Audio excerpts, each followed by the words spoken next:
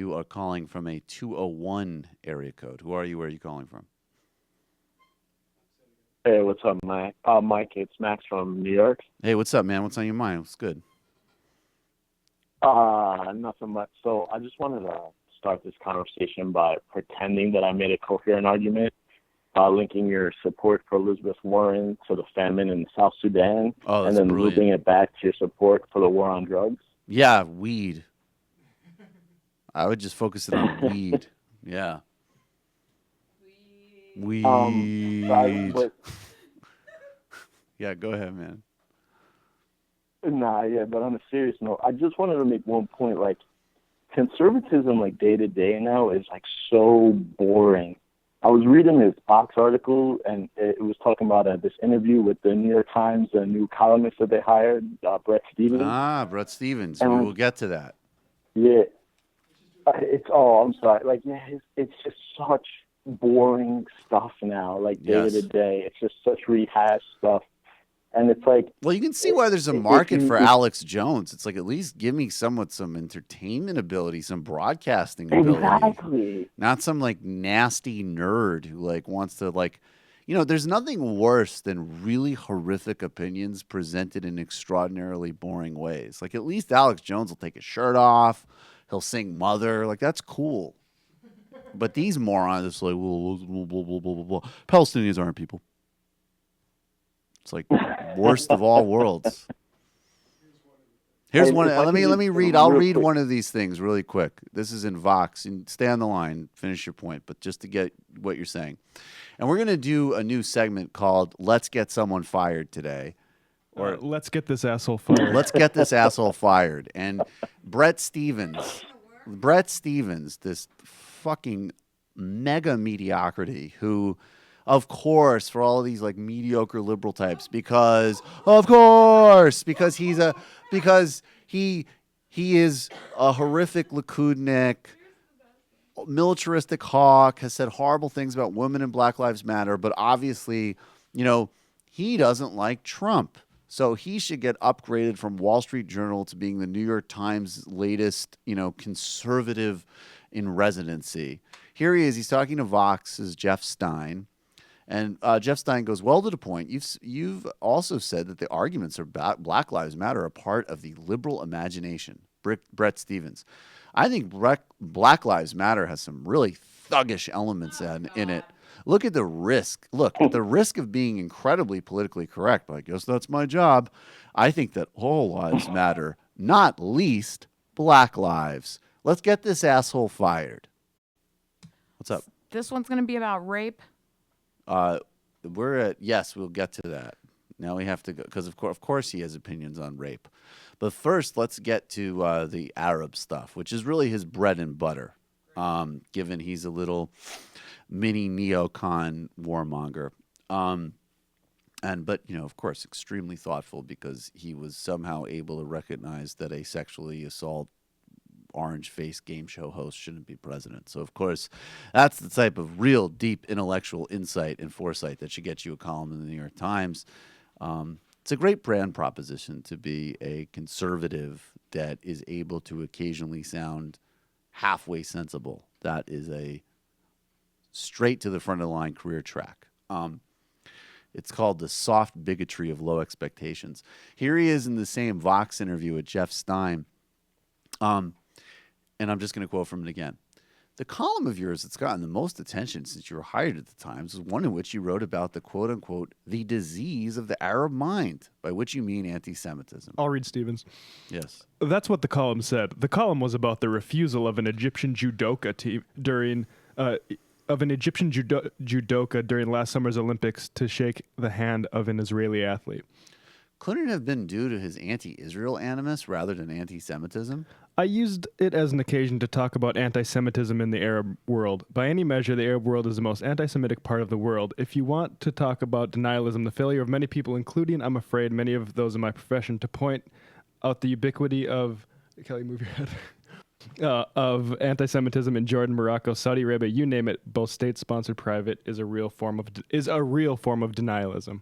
Now, it's interesting because, of course, there's a tremendous amount of anti-Semitism in the Arab world, and that's a legitimate point. But he's skating over a very interesting thing that I'm surprised that Jeff Stein would point out, which is important, which is that there is a fundamental difference between, they could be connected, okay? Someone can hate Jewish people and hate Israel. But someone could be fiercely opposed to anti-Semitism. They could, in fact, be Jews themselves and oppose the practice of Israeli apartheid, oppose the occupation, oppose the siege on Gaza, oppose dropping white phosphorus on children, oppose not allowing medical supplies into Gaza, oppose not allowing freedom of movement in the West Bank, oppose protecting, speaking of terrorists, some terrorist settler groups while they rip up Palestinian farmers' crops, while they commit vicious physical assaults, while Israeli soldiers stand on and watch. Or they might oppose Israeli soldiers themselves, beating on children. They might oppose roads in the West Bank and other parts of Israel-occupied territories that literally have things from the Jim Crow era, where you have different roads for Israelis and for Palestinians. All kidding aside, I'm really not into anti-Semitism for both personal and historical reasons. But I'm also not into a far-right ethno-nationalist state systemically violating the rights of an occupied people. If you want to talk about anti-Semitism in the Arab world, it's a completely legitimate conversation. But if you're going to skirt over the fact that someone might just respond to Israel the same way someone might have responded historically to apartheid South Africa, you're being disingenuous at best. And speaking of disingenuous at best, now we get to another area where Bret Stephens has quote-unquote thoughts. I'll read Bret Stephens. Okay. Kelly is going to read Bret Stephens. She's getting into character. She's developing a very dour, sort of semi-serious look on her face.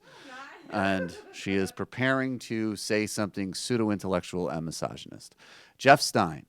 That seems a little removed from the question I had, which was, aren't women's incentives to go to college not predicted only on the risk of sexual assault and to suggest otherwise? Right. They should go to institutions of higher learning. But I guess my point is this. The statistic that 1 in 5 women is sexually assaulted on college campuses is a highly dubious statistic. It is not. I don't think that I'm out of character now. That's a fair, yeah. But what else did he say? There was something. Okay, you wrote. No, I'll just read it here. You wrote one column for the Wall Street Journal about the imaginary enemies of the liberal mind, and one of the ones you named was the campus rape epidemic. Focus on the word epidemic, said Stephens. You wrote, if modern campuses were really zones of mass predation, Congo and the Quad, okay, why would intelligent young women ever think of attending a coeducational school? And then that was the preamble of where we led up to.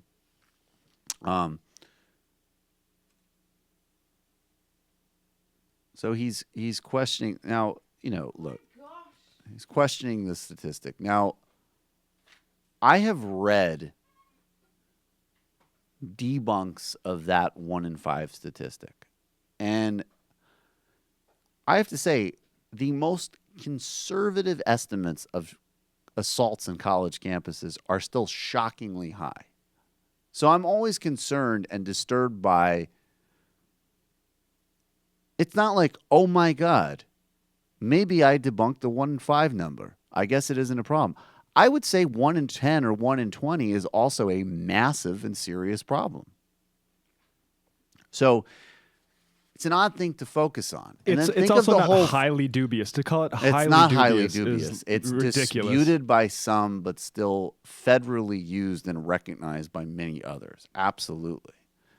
But even more troubling, though, is just the frame. The frame is like, well, you don't have like college-bound young women saying, hey, I might be violently sexually assaulted, so I shouldn't go to university and forego all those opportunities. They're still making the calculated risk that their bodies might be assaulted and violated because they know that going to college will help them. How about The fact that a woman would even have to ask that question is fucking disgusting and emblematic of how misogynist this culture is. How about that's the issue?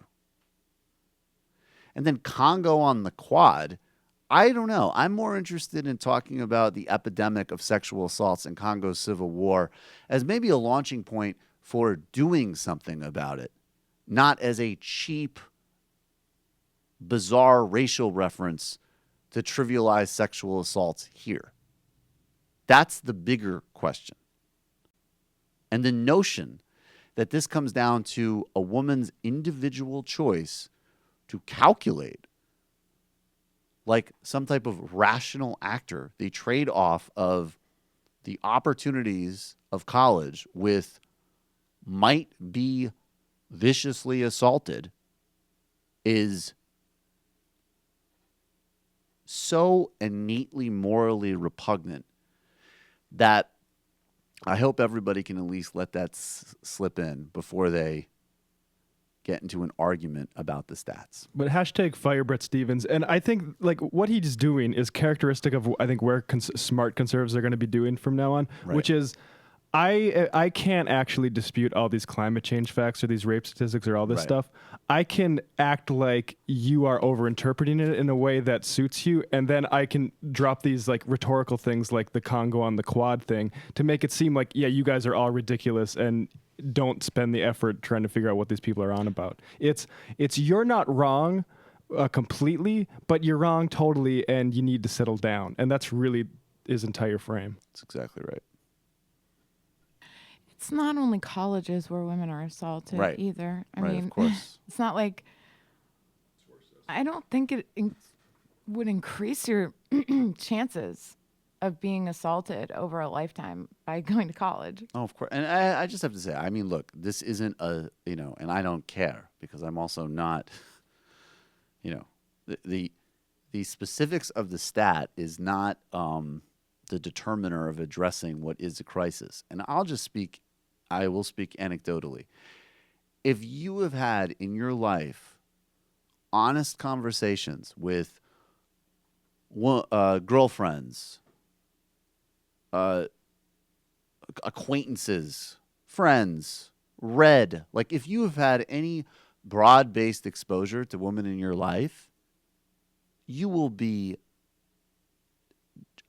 I mean, the range from some, boss kissed my neck at the office and I had to whatever, to I was raped is astonishing. It is relentless. It's astonishing to men.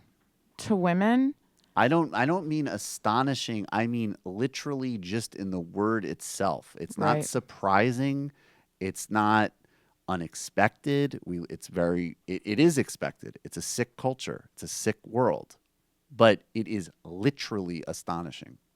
yeah. I mean, I've sat down with groups of women and talked about stuff like this various different times. And I mean, I sat down with a group of 8 women and had every one of them say that they were raped. Yeah, but was Bret Stephens there to be like, Yeah, but Bret was Stephens it like, really, well, wait though? a second. I am the New York Times columnist, and I'm just going to finish writing a column saying that Palestinians actually have a different cerebral cortex, and then I'm going to inquire as to your actual definition of rape, madam. Well, because according to this, some of the things that I did in my undergraduate days might be implicated. Well, it is problematic for women to talk about it because the discussion I just mentioned was very casual because it's not like anybody went to the police. Right. There are gray areas, Right. and then there's just actually saying no and then being like, well, I put myself in that position. This is like how conservatives call Sweden the rape capital of the world when really they just report it more. Yeah, they report exactly. Well, and that's the other thing is that those like disgusting talking points on like, well, why don't you report it or take responsibility? It's like that actually the poison of those beliefs are very widespread in the culture. That's not something that needs to be introduced or injected. Well, let's get that asshole fired. Hey, folks, the Majority Report YouTube page is in a bit of a crisis right now because of changes in their algorithms. Our YouTube revenue has been clobbered. We need your help. Just a couple of bucks a month would really help us out and keep this channel going. Head over to our Patreon page to find out more information. The URL is right here.